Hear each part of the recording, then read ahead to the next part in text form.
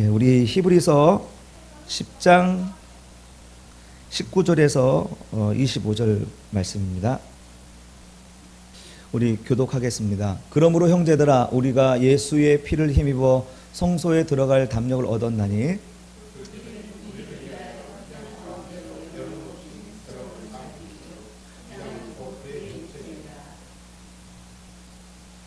또 하나님의 집 다스리는 큰 제사장이 계심에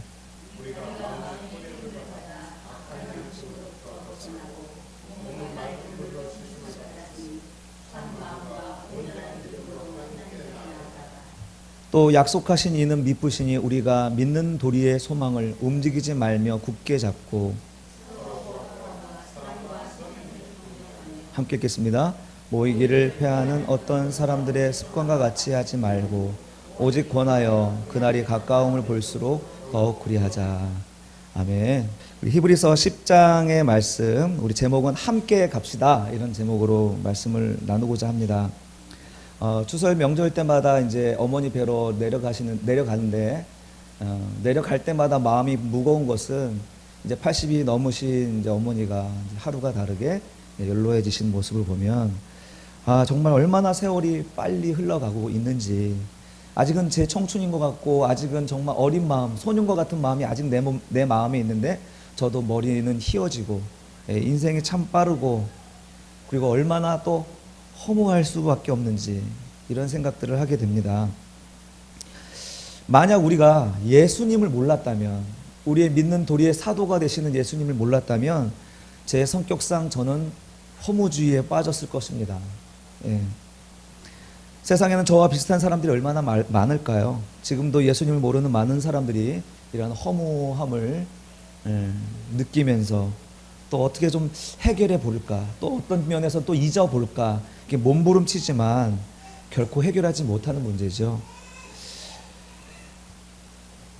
이게 믿지 않는 사람들만의 문제가 아니라 사실은 믿는 사람들도 우리가 이 예수를 잃어버리면 그 순간 우리는 또 허무함을 느끼고 이게 뭔가, 이 살아가는 게 이게 뭔가 도대체, 내가 더 살아서 무엇 하는가 하는 그런 질문들을 하게 될 때가 얼마나 많은지요.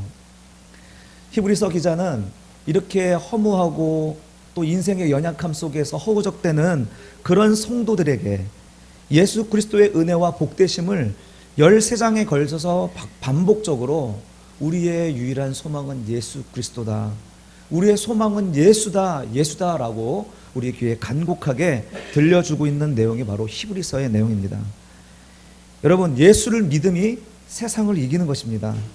우리의 소망이 되는 것입니다. 그 예수를 잃어버리면 우리는 그 순간 침륜에 빠지게 되는 것이죠.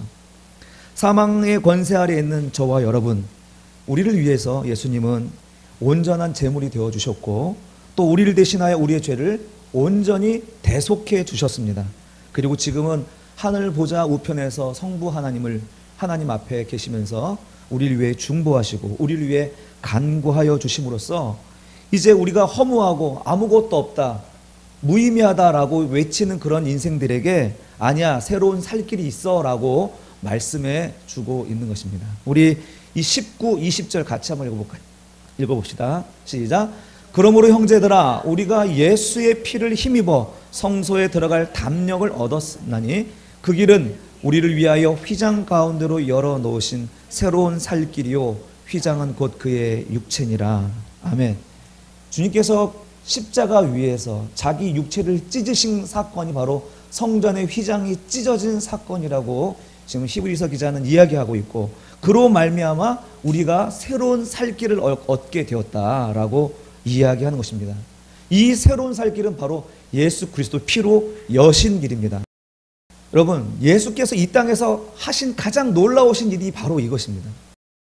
길이 막히고 막막한 그런 인생에게 아니야, 길이 있어, 너에게 길이 없다라고 미리 판단하고 낙심하지 마, 너희에게 길이 있어. 여러분, 모세의 백성들 여러분 아시죠? 홍해 앞에 섰을 때 아무도 그 바닷길을 걸어갈 것이라고 상상하지 못했습니다. 마찬가지로 죽음의 바다 앞에 서 있는 모든 인생들, 모든 사람들, 이 사람들이 생명으로 새로운 길로 가게 될지 아무도 알지 못했던 것입니다. 그러나 주님이 이것을 알려주셨고 또 새로운 살 길이 우리에게 예비되어 있다라는 사실을 많은 사도를 통하여서 우리에게 증거하고 있는 것입니다. 히브리서 기자는 바로 그 일이 우리에게 일어났다라고 선언하는 것입니다. 여러분 믿으십니까? 우리의 살 길이 우리에게 열려 있고 그 일이 예수 그리스도의 십자가 안에서 이미 우리에게 주어졌다라고 말씀하는데 여러분 믿으십니까? 우리에게 주어지지 손에 잡혀지지 않기 때문에 잘 느끼지 못하는 것이죠. 홍해바다 앞에서 그 바닷길을 걸어가기 전에 그 사람들도 우왕좌왕했잖아요. 사면 초과된 상황에서 우왕좌왕할 수밖에 없는 거죠. 그러나 하나님께서 거기서 말씀하시길 모세를 통하여 말씀하시기를 너희는 가만히 있으라 이야기합니다. 여러분 우리에게 아직 주어지지 아니하고 느껴지지 아니하는 이런 생명의 길, 새로운 길은 우리가 가만히 인생을 살아내는 가운데 되어지는 줄로 믿습니다. 예수님이 이렇게 십자가에서 자기 몸을 찢어 들어가신 이 새로운 살 길을 우리는 어떻게 걸어갈 수 있는가? 이것을 이제 우리 함께 나누고자 합니다. 먼저 첫 번째로 오직 믿음으로만 갈 수 있는 길입니다. 이 새로운 살 길은 오직 믿음으로만 갈 수 있다라고 이야기합니다. 우리 22절 같이 읽겠습니다. 시작. 우리가 마음의 뿌림을 받아 악한 양심으로부터 벗어나고 몸은 맑은 물로 씻음을 받았으니 참 마음과 온전한 믿음으로 하나님께 나아가자. 여기서 마음의 뿌림을 받는다. 뭔가 자기에게 뿌림을 받는, 스프레이로 이렇게 물 뿌리듯이 우리에게 뭔가 뿌렸다는 거죠. 우리 마음 속에 뿌림을 받았다는데 이 뿌림은 바로 예수 그리스도의 대속의 피. 구약의 정결례 여러분 혹시 아세요? 구약의 정결례는 모든 죄인들 또는 모든 직분자들, 하나님이 사람을 의롭게 하고 깨끗게 하실 때에 정결한 물, 대속의 물을 그들에게 뿌립니다. 또는 어린 양의 피를 묻힘으로 해서 모든 성전 집기나 사람을 의롭게 하고 씻기는 행위가 바로 정결례입니다. 바로 지금 히브리서 기자는 그 정결례를 생각하면서 우리 마음에 그리스도의 피가 뿌려지고 대속의 물이 뿌려짐으로 말미암아 우리가 새롭게 되었고 우리가 온전한 믿음으로 나아갈 수 있게 되었다, 이렇게 얘기하는 것이죠. 우리 민수기 8장 7절 너는 이같이 하여 그들을 정결하게 하되 곧 속죄의 물을 그들에게 뿌리고 그들에게 그들의 전신을 삭도로 밀게 하고 그의 의복을 빨게 하여 몸을 정결하게 하고. 구약의 모든 제사들은 또 구약의 모든 율법들은 바로 이런 우리를 정결케 하시는 예수 그리스도를 형상화하고 있는 것입니다. 그래서 구약을 읽을 때 예수 그리스도의 그 피와 그 죽으심의 의미가 무엇인지 분명하게 알게 되는 것이죠. 자, 우리 에스겔서 47장 1절 같이 읽겠습니다. 시작. 그가 나를 데리고 성전문에 이르니 성전의 앞면이 동쪽을 향하였는데 그 문지방 밑에서 물이 나와 동쪽으로 흐르다가 성전 오른쪽 제단 남쪽으로 흘러내리더라. 지금 성전의 보좌에, 성전의 그 지성소에서 문지방 밑으로 물이 흘러나오는 것을 지금 에스겔 선지자가 환상으로 보는 장면입니다. 근데 그 물이 어떻게 했는지 그 9절 한번 볼까요? 9절 시작. 이 강물이 이르는 곳마다 시작. 이 강물이 이르는 곳마다 번성하는 모든 생물이 살고 또 고기가 심히 많으리니 이 물이 흘러 들어가므로 바닷물이 되살아나겠고 이 강이 이르는 각처의 모든 것이 살아날 것이며. 아멘. 지금 이 성전에서 흘러나오는 그 물이 모든 것을 적시고 닿는 것마다 새로워지는 이런 역사가 나타나고 있는 것이죠. 이것은 바로 오늘 우리를 새롭게 하시는, 우리를 구원하시는 것의 형상화, 그림책이라고 말할 수가 있겠습니다. 우리의 구원은 바로 하나님의 보혈, 예수 그리스도의 보혈로 우리를 적시고 우리를 닿아서 씻겨주심으로 우리의 구원이 이루어진다는 거예요. 내가 하는 일이 아니라 그 물에 닿기만 하면 정결해지는 거예요. 그 물에 씻겨지는 것이 구원인 거예요. 다른 종교에서 말하는 것처럼 우리의 노력으로, 우리의 수행으로, 착한 행실로 구원이 이루어지는 것이 아니고 그 물에 닿는 것이 구원이에요. 그 보혈에 우리의 몸이 씻기는 것이 구원인 것입니다. 그래서 하나님께서 온전히 하신 것이죠. 내가 하신 게 아니라, 내가 한 게 아니라. 그러니 그 믿음으로 우리도 믿음에 나아가자 이 말입니다. 온전히 믿음으로 하나님께 나가자 이 말이 곧 그 말입니다. 하나님의 그 믿음으로 우리도 그 믿음으로 반응하자 하는 것이죠. 우리가 그 전에 설교에서 들었지만 로마서 1장 17절 같이 읽읍시다. 피곤하시니까 계속 읽게 할 거예요. 시작. 복음에는 하나님의 의가 나타나서 믿음으로 믿음에 이르게 하나니 기록된 바 오직 의인은 믿음으로 말미암아 살리라 함과 같으니라. 아멘. 예, 복음에는 하나님의 의가 나타난 거예요. 하나님의 의가 나타나서 믿음으로 믿음에 이르게 한다는데 누가 이걸 합니까? 누가 믿음으로 믿음에 이르게 합니까? 이 주체가 누구예요? 설교했습니다. 하나님이에요. 내가 믿는 게 아닙니다. 기독교의 믿음은 내 믿음이 아니에요. 기독교의 믿음은 하나님의 믿음이에요. 하나님의 믿음이 우리로 하여금 믿음에 이르게 하는 거예요. 그래서 믿음의 시작도 하나님이고 믿음의 끝도 하나님이라는 거예요. 여러분, 그 전능하신 하나님이 나를 믿어준다면, 나를 믿으신다면 그 믿음은 우리 안에서 믿음으로 열매 맺지 않겠습니까? 그 주님의 믿음이 실패하겠습니까? 주님의 믿음은 반드시 우리를 믿음으로 나아가게 하십니다. 그래서 우리의 믿음의 시작도 끝도 하나님이라고 말할 수 있는 것입니다. 우리는 종종 믿음의 근거를 나에게서 찾아요. 아우, 내가 믿음이 없어서. 이게 바로 믿음의 근거를 어디서 찾는 거예요? 나에게서 찾는 거예요. 그건 아니에요. 내가 믿음이 없는 게 내가 믿음이 있지만 그 믿음에 내가 반응하지 못할 뿐이에요. 그러나 분명한 것은 하나님이 우리를 믿음으로 나아가도록 인도해 가신다는 것입니다. 우리 하나님의 믿음이 온전하기에 우리의 믿음의 근거를 하나님께 둘 때 우리의 믿음 또한 온전케 될 줄로 믿습니다. 사랑하는 성도 여러분, 하나님이 우리에게 정결하다고 말씀합니다. 난 정결치 않은데 정결하대요. 그것은 내가 깨끗해서가 아니라 주님이 물과 피로 깨끗하게 씻어 주셨고 또 씻어 주실 것이기 때문에 우리를 정결타라고 하는 거예요.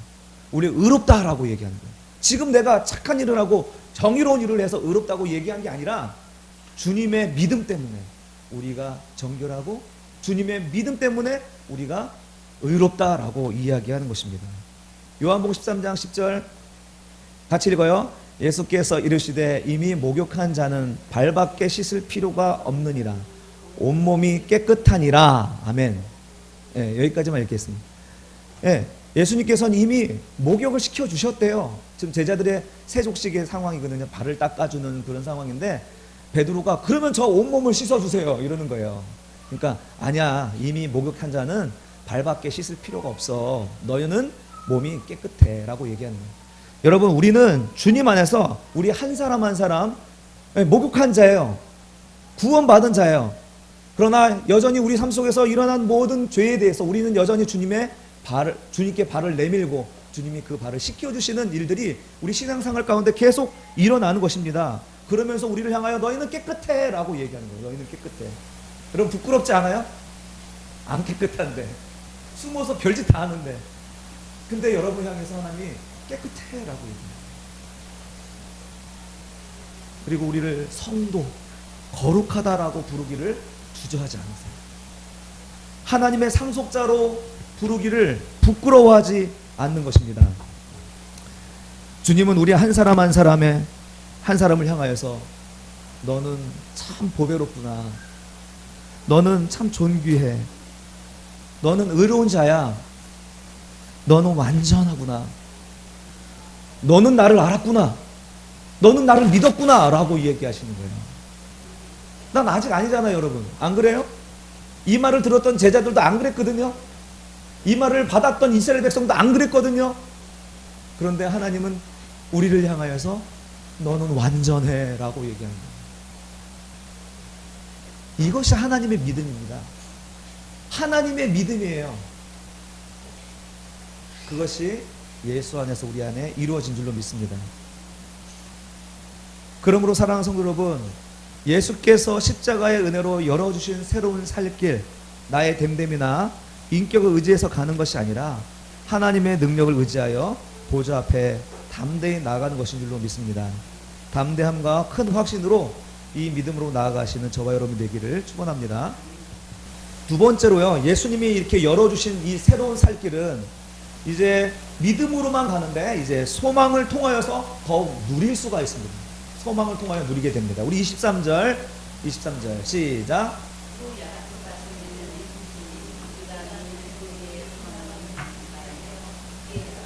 예, 믿으시다는 말은 믿을만하다라는 뜻입니다. 믿으시다. 또 약속하신 이는 참 믿을만하신 분이라는 거예요. 그래서 우리가 믿는 바를 더 확실하게 붙잡으라 이렇게 권면하는 것입니다. 우리가 믿는 바를 더 확실하게 붙잡으라는 것입니다. 여러분, 소망은 믿음이 전제되어야 되는 거예요. 그렇지 않나요? 이런 어떤 믿지 않는데 신뢰관계가 없는데 어떻게 소망을 갖습니까? 소망은 믿음이 전제되는 거예요. 그 신뢰가 바탕이 되어야지 온전히 확 마음을 열고 바라보는 거 아니겠습니까? 자막 하나 열어주세요. 믿음이 하나님의 은혜로운 행위로서 우리에게 거저주는 그래서 수동적으로 받는 것이라면 소망은 신뢰를 바탕으로 적극적으로 바라보는 거예요. 이해되십니까, 여러분? 소망은 하나님의 은혜잖아요. 하나님의 믿음에서 시작해서 하나님 믿음으로 끝나는 그 믿음은 우리가 그저 받는 거잖아요, 수동적으로. 근데 이 믿음에 대해서 우리가 확신 안에 거하면 우리는 소망하며 나갈 수 있는 거예요. 그분을 믿으니까, 100% 믿으니까 신뢰 속으로 나아가는 것이죠. 그래서 적극적으로 바라보는 것, 이게 소망입니다. 그래서 소망은 적극적인 믿음이라고 할 수 있는 거죠. 네. 여러분, 우리에게 이러한 소망이 있습니까? 아멘. 사람들은 보통 언제 낙심하냐, 언제 절망하냐, 이 믿을 만한 것이 사라지거나 찾지 못할 때 우리가 절망하고 낙심합니다. 믿었던 경제가 무너지고, 믿었던 친구가 배반하고, 믿었던 건강이 약해지고, 그리고 믿었던 자녀들이 방탕하고, 이렇게 믿었던 것들이 어느 순간 믿을 만한 것이 못 될 때 낙심되고 절망하는 것 아니겠습니까? 이렇게 풍요롭고 행복한 세상이 믿을 것이 못 되는 이유는 죽음이라는 함수가 우리 눈앞에 늘 있기 때문에 우리가 살아가는 삶이 행복하지 않은 것입니다. 죽음은 모든 것을 험으로 만들어버리는 것이죠. 모든 것을 대입하면 영으로 만들어버리는, 그래서 모든 인생에 예외가 없는 것입니다. 프랑스 성직자의 묘소 입구에는 이런 문구가 있습니다. 오늘은 나에게, 내일은 너에게. 예, 오늘은 나에게 일어난 이 죽음이 내일은 너에게 간다는 거예요. 예, 우리는 죽은 자를 불쌍히 여기고 울지만 사실은 다음 차례는 우리 차례예요. 아무도 죽음을 피할 수 없다는 말로 우리의 삶의 경종을 울리는 문구가 아니겠습니까? 그래서 성경은 우리 인생을 가리켜 아침 안개 같고 내렸다가 사라지는 이슬과 같으며 허무한 입김이며 바람 잡는 것 같다고 이렇게 표현하고 있어요. 우리 전도서 5장 15, 16절, 그가 모태에서 벌거벗고 나왔은즉 그가 나온 대로 돌아가고 수고하여 얻은 것을 아무것도 자기 손에 가지고 가지 못하리니 이것도 큰 불행이라. 어떻게 왔든지 그대로 가리니 바람을 잡는 수고가 그에게 무엇이 유익하랴. 예, 여러분, 이것이 인생이라는 것입니다. 여러분, 외면하고 싶죠? 이런 메시지가 외면하고 싶죠? 이런 메시지. 그러나 이것을 정면으로 우리에게 도전하면서 말씀하십니다. 이것이 우리 인생이에요. 재밌는 것은 뭐냐면 전도서 2장 26절 한번 열어주세요. 같이 읽어봅시다. 시작. 하나님은 그가 기뻐하시는 자에게 지혜와 지식과 희락을 주시나 죄인에게는 노고를 주시고 그가 모아 쌓게 하사 하나님을 기뻐하는 자에게 그가 주게 하시지만 이것도 헛되어 바람을 잡는 것이로다. 예, 우리가 살아가는 동안 하나님의 공의는 하나님을 기뻐하는 자에게 지혜와 지식과 희락을 주시고 죄인에게는 노고를 주십니다. 또 모아서 쌓게 하시고 하나님을 기뻐하는 자에게는 이런 것을 주게 하지만, 기도 응답도 해서 주게 하시지만 이게 뭐라고요? 헛되다는 것입니다. 이게 도대체 뭔 말이에요 이게? 하나님께 기도해서 얻었는데, 하나님의 기도에서 무엇인가 바라고 소망한 것이 이루어졌는데 이것도 헛되고 바람 잡는 것이래요. 왜 이렇게 전도자는, 이 지혜자는 이렇게 얘기하는 것이죠? 이 땅의 모든 영화는 우리가 하나님께 구하여 얻은 것, 그것이 이 땅의 것이라면 그것은 허무하다는 것입니다. 이 땅의 모든 영화는 헛되다라는 것을 지금 전도자가 얘기하는 거예요. 이것이 인생의 비극입니다. 우리 인생이 끝이면 아무것도 아니잖아요. 그러나 우리 성도들이 절망하지 않는 이유가 무엇입니까? 우리에게 죽음을 넘어서는 영원한 생명이 약속되어 있기 때문에, 우리에게 새로운 살 길이 있기 때문에 우리는 절망하지 않는 것입니다. 우리 시편 103편 13절에서 18절 말씀 같이 읽겠습니다. 시작. 아버지가 자식을 긍휼히 여김같이 여호와께서는 자기를 경외하는 자를 긍휼히 여기시나니 이는 그가 우리의 체질을 아시며 우리가 단지 먼지뿐임을 기억하심이로다. 인생은 그 날이 풀과 같으며 그 영화가 들의 꽃과 같도다. 넘겨줘야지. 그것은 바람이 지나가면 없어지나니 그 있던 자리도 다시 알지 못하거니와 여호와의 인자하심은 자기를 경외하는 자에게 영원부터 영원까지 이르며 그의 의는 자손의 자손에게 이르리니 곧 그의 언약을 지키고 그의 법도를 기억하여 행하는 자에게로다. 아멘. 여러분, 지금 우리의 체질이 뭐라는 겁니까? 우리의 체질. 먼지라고, 먼지요. 허무한 바람과 같은 존재가 우리 인생이라고 얘기하고 있어요. 성경은 변함없이 그 얘기를 합니다. 그러나 우리에게 진짜 실제는 이 허무한 먼지 같은 이 땅의 삶이 아니라 영원부터 영원히 바로 우리의 현실이고 우리의 실상이라는 것을 이야기하지만 그것을 믿는 신자들은 많지가 않아요. 오로지 현실에서 잘 되면 되는 거예요. 오로지 현실에서. 그거는 성경에서 말씀하시는 메시지가 아닙니다. 믿는 사람이 많지 않아요. 영혼을 사모하지 않아요.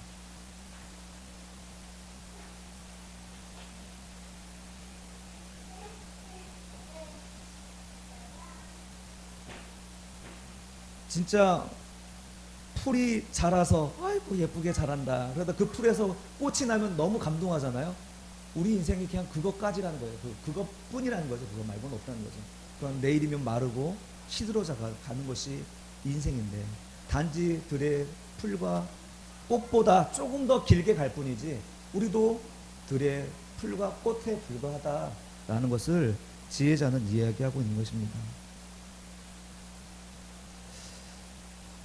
사랑하는 성도 여러분, 우리에게는 이 땅의 것뿐만 아니라 영혼의 것이 약속되어져 있습니다. 그 약속을 예수 그리스도를 십자가에서 이루시고 우리에게 선물로 주셨습니다. 구약에서 미리 하나님께서 약속하신 이 모든 하나님의 그 약속들이 십자가에서 다 이루어져 우리에게 선물로 주어진 것이고, 그래서 우리는 소망을 가지고 살아갈 수가 있는 것입니다. 이 적극적인 믿음을 통해 소망, 우리는 영생을 맛보며 기쁨으로 살아갈 수가 있는 것입니다. 여러분, 이 영생을 맛보며 주 안에 사시기 바랍니다. 오늘도 내일도 주 안에 살리라. 마지막으로 예수님이 열어주신 새로운 살 길은 사랑으로 완성됩니다. 자, 믿음으로 우리 그 길을 걸어갈 수 있고, 소망을 통하여서, 적극적인 믿음을 통하여서 그 새로운 살 길을 누릴 수 있습니다. 그리고 이제 이 새로운 살 길은 공동체 안에서 사랑으로 완성되어진다는 것이 이제 오늘 본문의 말씀입니다. 믿음, 소망, 사랑의 이야기가 나오죠. 네. 24, 25절 같이 읽겠습니다. 시작. 서로 돌아보아 사랑과 선행을 격려하며 모이기를 패하는 어떤 사람들의 습관과 같이 하지 말고 오직 권하여 그날이 가까움을 볼수록 더욱 그리하자. 예, 지금 이 세 번째 사랑의 덕목은 바로 공동체에게 주신 덕목입니다. 우리가 믿음과 소망은 내 자신의, 내 신앙을 위하여서 하나님께서 주신 덕목이라면, 이 사랑은 바로 공동체에게 주신 덕목. 왜냐하면 예수님이 열어주신 이 새로운 살 길은 혼자 가는 것이 아니라 함께 가는 길이기 때문입니다. 가정해 봅시다. 우리가 믿음으로 말미암아 소망을 누리는 신자가 되었습니다. 그런데 이 소망을 우리가 어떻게 유지할 수가 있어요? 쉽든가요? 우리의 믿음과 소망을 유지하는 것이 쉽든가요? 쉽지 않거든요. 우리가 사는 세상은 세상이 지배하는, 세상 정신이 지배하는 곳입니다. 세상의 가치로 우리를 시험하고 우리를 유혹하고 우리를 한 곳으로 몰아가잖아요. 이런 곳에서 우리가 어떻게 믿음과 소망을 지켜내는 것이 가능하겠습니까? 저는 불가능하다고 생각해요. 불가능하기 때문에 우리 하나님께서 지상에 교회를 세워주신 것이고, 교회 안에서 성도들이 가진 바, 그 믿음과 소망하는 바를 서로 나누고 누리도록 하신 것입니다. 그래서 그 안에서 우리가 강하여지고 자라고, 그래서 그리스도의 장성한 분량으로 자라가도록 하기 위하여 우리에게 교회를 주신 것입니다. 우리 로마서 15장 13절 같이 읽겠습니다. 시작. 소망의 하나님이 모든 기쁨과 평강을 믿음 안에서 너희에게 충만하게 하사 성령의 능력으로 소망이 넘치게 하시기를 원하노라. 아멘. 예, 우리 공동체 안에서 이 소망의 하나님이 우리의 안에 평강과 또 기쁨을 넘치게 해 주시기를 원하시고, 그래서 교회를 그렇게 디자인하신 것입니다. 우리는 공동체가 필요합니다. 오직 교회 안에서, 공동체 안에서 이러한 기쁨과 평강을 누릴 수 있기 때문입니다. 여러분, 이렇게 우리의 믿음과 소망을 하나로 묶어주고 그로 인하여 기쁨과 평강을 누릴 수 있도록 하는 중요한 덕목이 바로 사랑이라는 것입니다. 이 사랑은 바로 그리스도의 사랑이죠. 우리의 믿음의 표본이고 또 모델이 되시는 예수 그리스도의 사랑을 이야기하고 있습니다. 이 사랑은 마치 자동차의 연료와 같습니다. 아무리 고가의 차라고 하더라도 이 연료가 없으면 깡통이죠. 마찬가지로 그리스도의 사랑이 아니면 우리의 믿음과 소망은 아무것도 아니다라고 이야기합니다. 사랑이 없으면, 오늘 히브리서 기자가 한 말, 새로운 살 길을 결코 걸어갈 수가 없습니다. 우리 공동체가 없으면, 그리고 공동체 안에서 우리가 사랑으로 연합되지 않으면 우리의 믿음과 소망은 아무것도 아닌 것이 됩니다. 이 사랑에 대해서 고린도전서 13장에서 이렇게 얘기합니다. 13장 1절에서 3절 현대어 번역으로 제가 읽어드릴게요. 내가 사람의 방언과 천사의 말을 하더라도 사랑이 없으면 소리나는 노쇠와 울리는 꽹과리에 지나지 않습니다. 내가 예언하는 능력을 가졌고 온갖 신비한 것과 모든 지식을 이해하고 산을 옮길 만한 믿음을 가졌다 하더라도 사랑이 없으면 아무것도 아닙니다. 내가 가지고 있는 것을 가난한 사람들에게 나눠주고 또 뇌물 불사르게 내어준다고 해도 사랑이 없으면 그것이 나에게 아무 유익이 되지 않습니다.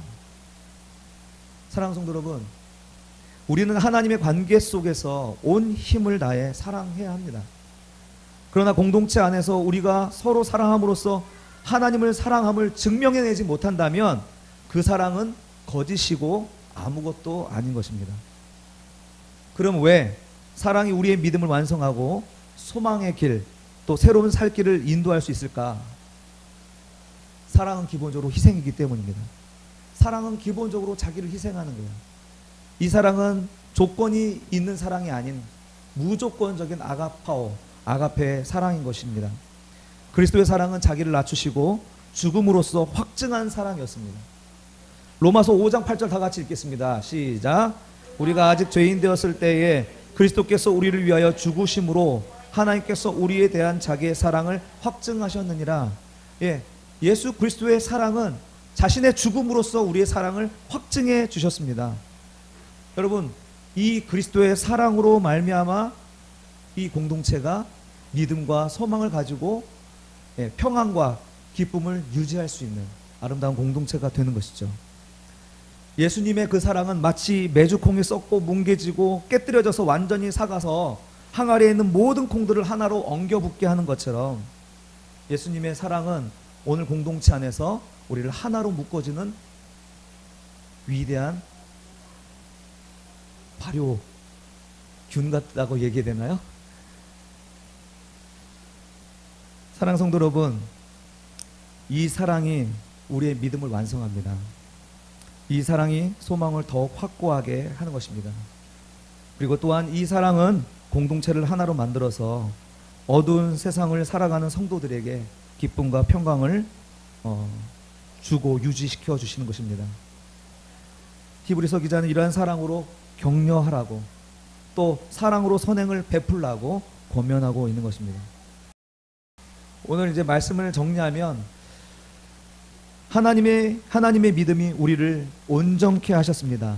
우리의 믿음은 하나님의 믿음의 결과인 줄로 믿습니다. 그 믿음으로 합당한 삶을 사는 저와 여러분이 되십시다.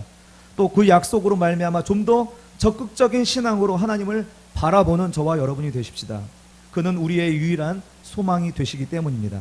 마지막으로 그리스도의 사랑이 우리 안에서 역사하여 몸이 하나이듯 믿음이 하나가 되고 마음과 뜻이 하나 되어서 이 어두운 세상 우리 모두 한 몸 되어 주님 나라 임할 때까지 우리 함께 가는 저와 여러분이 되시기를 바랍니다.